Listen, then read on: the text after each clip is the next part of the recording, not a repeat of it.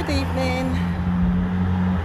Our first topic that I want to revisit as a result of our conversation with Mark Williamson is the topic of identity. Because for a long, long time, people told me who I was.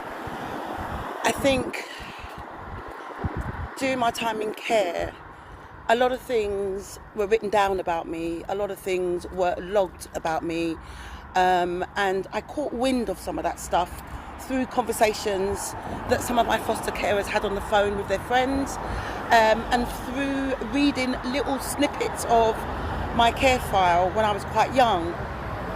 And I think my sense of identity came when I began to label myself, when I began to tell myself who I was. Because when other people describe you, it's very, very easy to have a negative sense of self. I sometimes didn't think that I was good enough, and I sometimes thought I was a bad person. And I also felt like somebody that nobody wanted to love, because when I moved from children's home to foster carers, from foster carers to group homes, I often didn't know why the family situation had broken down. And sometimes... Good afternoon. Here I am continuing on my discussion around identity. One of the things that I've noticed that happens in life is that people on an unconscious level assign a role, a label, a kind of identity to you without you even realizing it. Sometimes you may pick up snippets of that role or that label playing out in the way that they interact with you.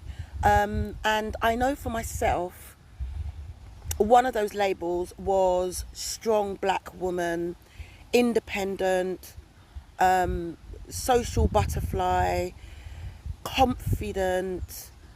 And while I would say that I'm sometimes those things, I'm not always those things, and I don't see those things as part of my identity per se.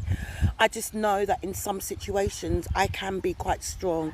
In some situations I can feel a sense of confidence, but that's not because I'm a black woman. It's because I, for a long time, didn't feel that I could rely on anyone to have my needs met. So I found ways of meeting my own needs. And when people see that from the outside looking in, it appears to be independence, confidence, and